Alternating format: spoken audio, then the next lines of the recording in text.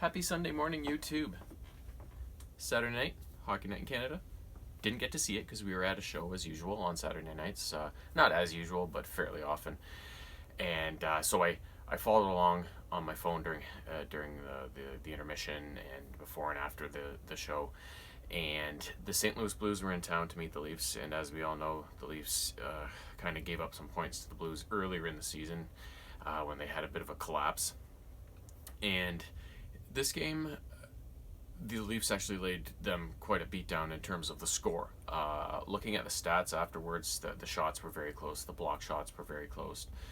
St. Louis led in hits, of course, which I assumed they would, and also in faceoffs, which surprised me. They had a pretty good edge in faceoffs too, and the Leafs are one of the best teams in the league on faceoffs normally. So that was a bit surprising. But overall, it looked like a fairly closely played game. But they ended up winning 5-2. Binnington was pulled at some point in the first period. They got, I think, 4 goals on him on like 11 or 12 shots or something like that.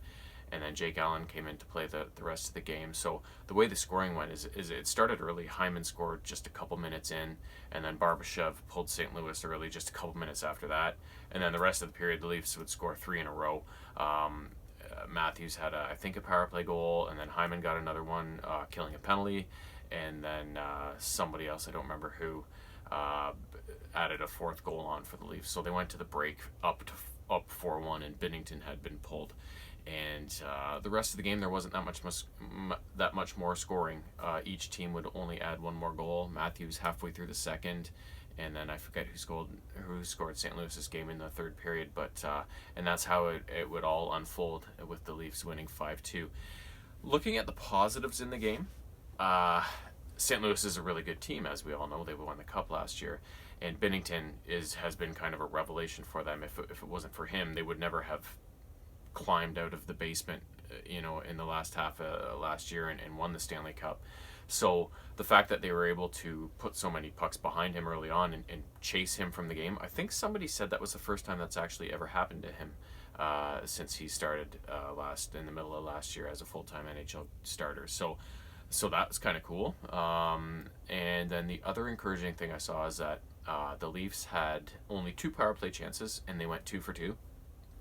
St. Louis had 4 power play chances, and the Leafs killed all of those off. So that's one thing I've noticed since Keefe took over is he's made a lot of personnel changes, like putting Barrie on the first defense pairing on the power play, putting Matthews and Marner together, not all the time, but when he thinks they need a spark or whatever, which Babcock was always so rigid against doing things like that, and I don't know why.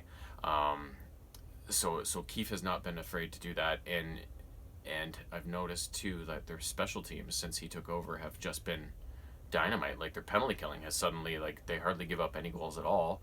And their power play, if they don't tend to score on chances, they're moving the puck really well, and they're looking like they're a threat to score most power plays. So all of that is kind of trending in the right direction, and they have had games where their defensive structure has been a lot more composed, and not that it lasts a full 60 minutes most times. They do have their breakdowns and their giveaways, which is usually what costs them their goals against.